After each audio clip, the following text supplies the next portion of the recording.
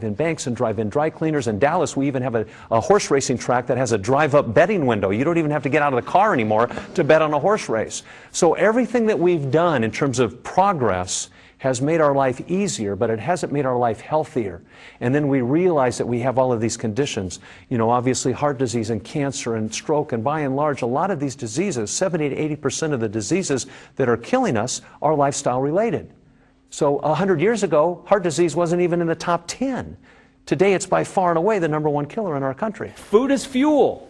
We put it into our body to give us energy, to allow us to think, to perform, and to fight disease. Food is fantastic. Adele Davis used to say, we are what we eat. And if that's the case, a lot of us are in trouble. You've got to really focus on understanding that food is fuel. It's great for the body, and it's really great for the brain. In the 1950s, you went into a grocery store, there were 2,000 food items.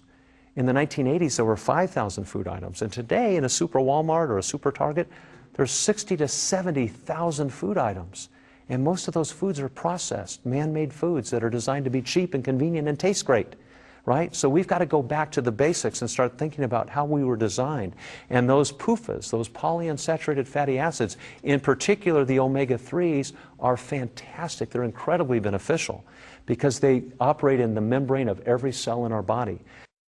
These companies are not the problem. They are part of the problem. That's the challenge that we have, because those of you that are old enough to remember, this did not exist 30 years ago, even 20 years ago, maybe one or two here and there. Now it's everywhere.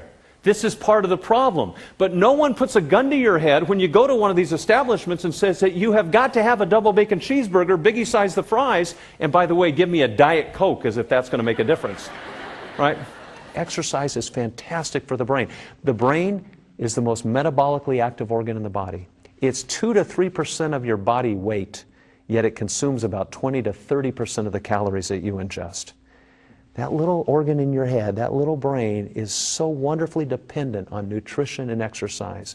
So if you want to feel better, if you want to have a better outlook, have more energy, all of those things, take care of the brain and do some of the things